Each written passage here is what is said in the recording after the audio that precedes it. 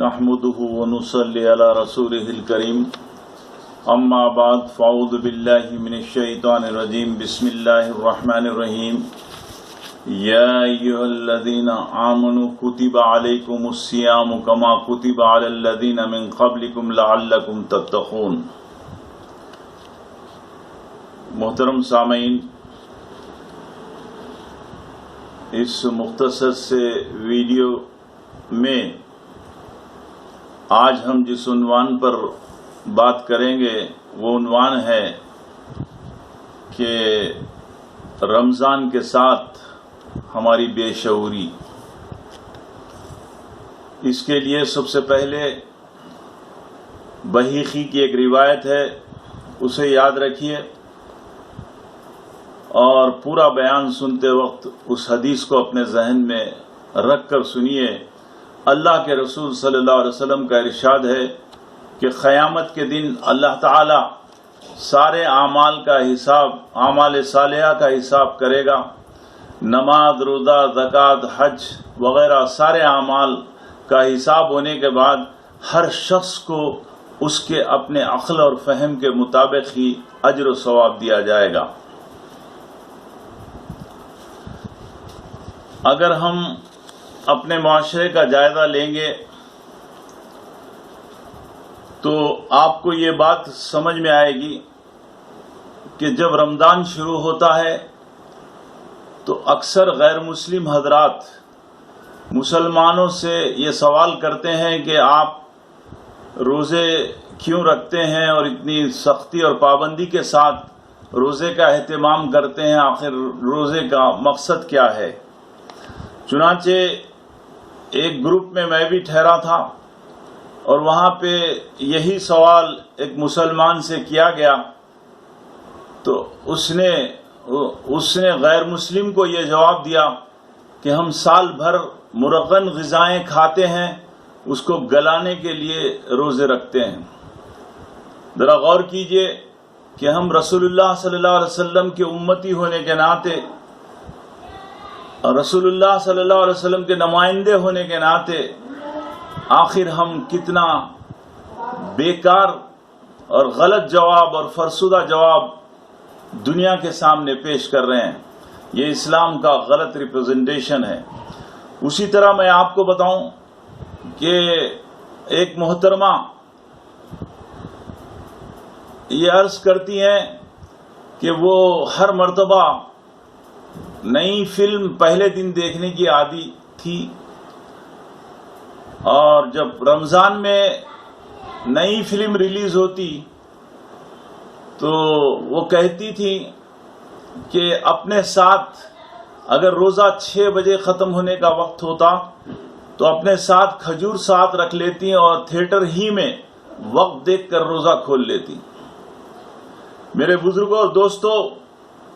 ایک زمانے میں جب کہ میں چھوٹا تھا،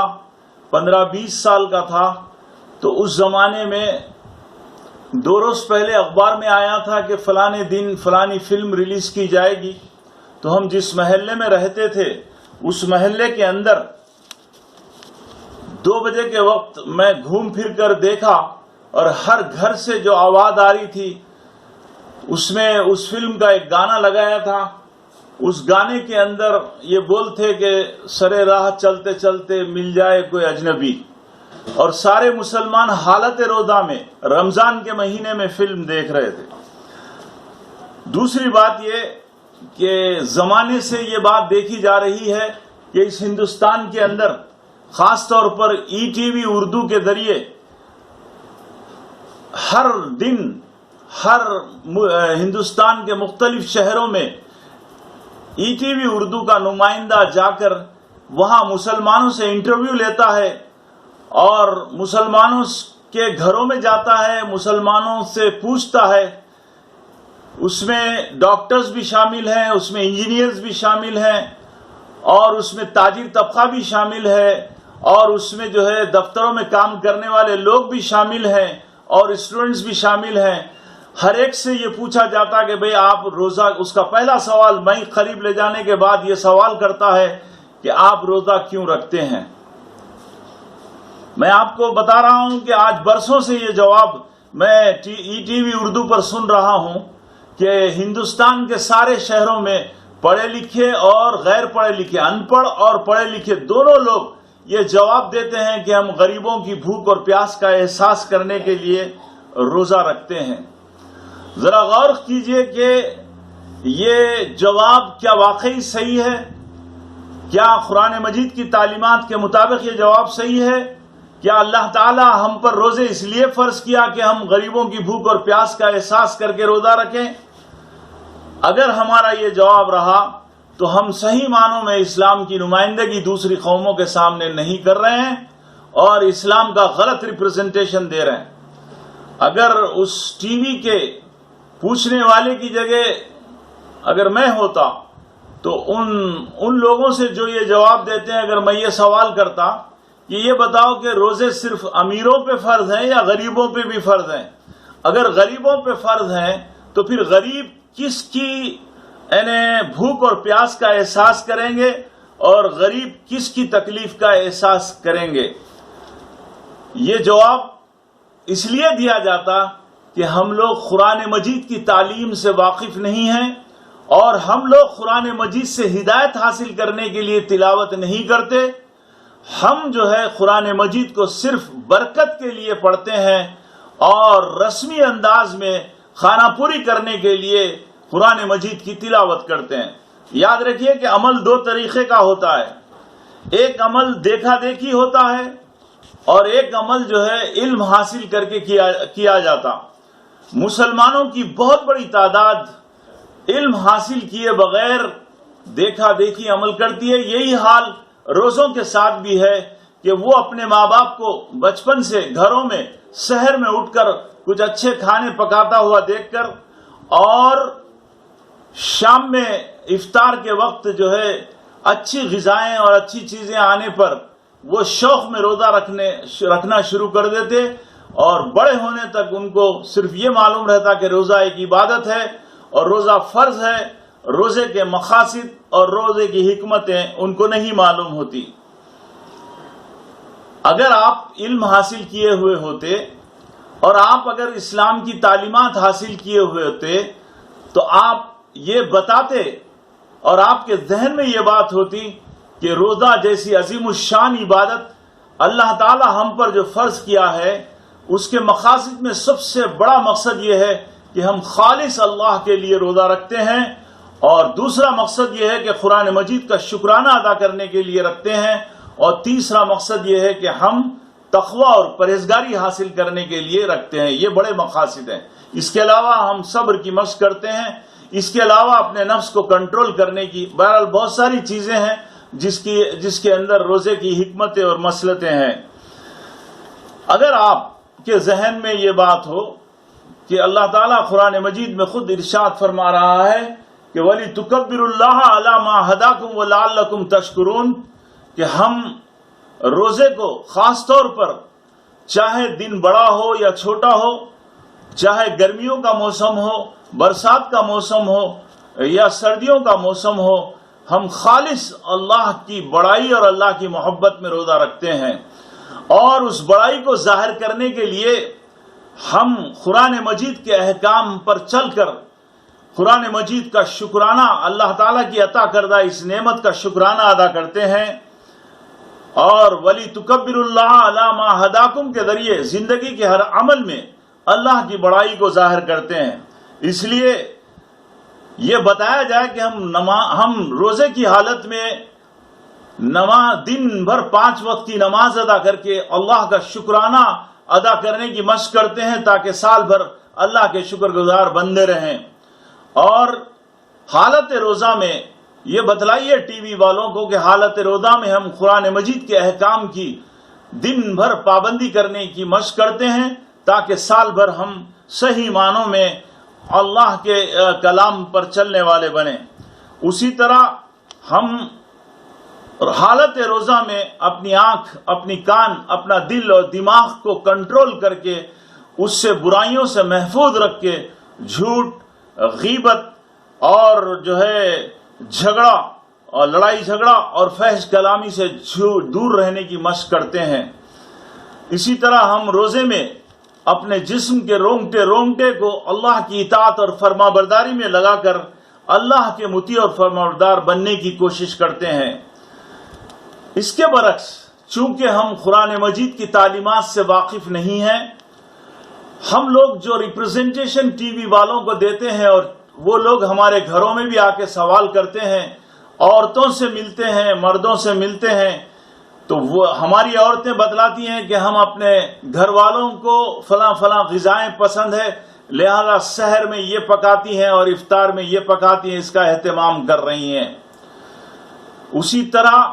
اگر شہروں میں گھوم کر جب بتایا جاتا ہے کہ مسلمانوں کی بہت بڑی تعداد غذاؤں پر ٹوٹ پڑتی ہے اور ہر شہر میں مختلف قسم کی غذائیں مشہور ہیں، کہیں پہ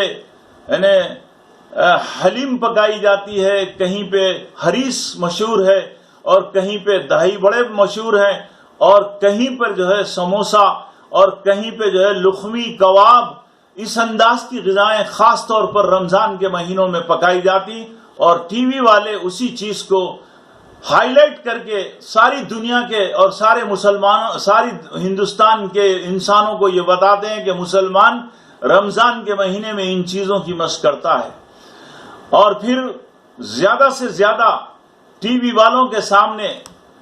اس بات کا اظہار کیا جاتا کہ ہم رمضان کی آپ کیا تیاری کر رہے ہیں، تو بتاتے ہیں کہ ہم نئے نئے کپڑے بناتے ہیں، ہم چوڑیوں کا اہتمام کرنے بازاروں میں پھرتے ہیں، ہم باقاعدہ جو ہے جوتا اور چپل خریدنے کے لیے اپنے اوقات کو بازاروں میں جا کر جو ہے وقت برباد کرتے ہیں، ہم غذائیں اچھی اچھی غذائیں جو بازاروں میں پکتی ہیں اس کو لائنوں میں ٹھہر کر لاتے ہیں، گویا وہ اللہ تعالیٰ وہ موسم جو آپ کے لیے نیکیوں کا موسم بنایا تھا، اللہ تعالیٰ وہ موسم آپ کے لیے جو تقوی کا موسم بنایا تھا، اللہ تعالیٰ وہ موسم جو آپ کے گناہوں کو جلانے کا موسم بنایا تھا، ہم اس بات کا اظہار کرتے ہیں کہ ہم غافل ہیں اور ہم اس مہینے سے پورا فائدہ اٹھانے کے بجائے اپنی پوری توانائی اور اپنی پوری محنتیں دنیا کا سامان جمع کرنے پر خرچ کرتے ہیں۔ یہی وجہ ہے کہ ہم برسوں سے روزہ رکھنے کے باوجود متقی و پرہیزگار نہیں بن سک رہے ہیں۔ دنیا کا ایک تاجر جب دنیا میں جس چیز کی تجارت کرتا ہے تو اس کا حال یہ ہے کہ جب اس کے سامان کے فروخت کا سیزن آتا ہے تو اپنے سیزن میں سال بھر کی کمائی کماتا ہے اور اطمینان سے بیٹھ کر کھاتا ہے، مگر ہم اتنے غافل اور بے شعور ہیں کہ رمضان کے مہینے میں اپنے اوقات، جبکہ ہم وہ سامان اور وہ کپڑے اور وہ جوتا اور چپل ایک مہینہ پہلے بھی خرید سکتے تھے، اس کی تیاری کر سکتے تھے، جن اوقات میں ہم اللہ کے ذکر، اللہ کی عبادت اور قرآن مجید کے سیکھنے سکھانے میں وقت خرچ کرتے تھے، اس کو بازاروں میں اور محلوں میں خرچ کر کے پھر کر بے پردہ پھر کر اس بات کا مظاہرہ کرتے ہیں، اور ان ایام میں جو ہے خاص طور پر رمضان کے مہینے میں راستوں پر ٹریفک بھی بند ہو جاتی ہے۔ یہی وجہ ہے کہ برسوں سے ہم لوگ رمضان کی پابندی کرنے کے باوجود ہماری حالت نہیں بدل رہی ہے اور ہم جو ہے بالکل غافل کے غافل بن کر رمضان کے روزوں کا اہتمام کرتے ہیں۔ یاد رکھیے کہ اس حدیث کی روشنی میں آپ گویا اللہ کے رسول صلی اللہ علیہ وسلم جو فرمائیں کہ ہر آدمی کو اس کے اعمال کے برابر ہی اجر و ثواب ملے گا، اگر ہماری یہ حالت رہی تو ہماری مثال اس حمال کی ہے یا اس مزدور کی ہے جو دن بھر محنت کر کے 400-500 روپے کماتا ہے، اس کے برعکس ایک ڈاکٹر گھنٹے آدھے گھنٹے میں 4-5 ہزار روپے کماتا ہے۔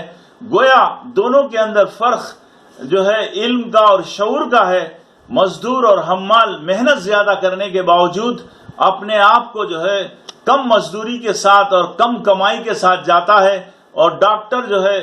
اپنا شعور اور علم حاصل کر کے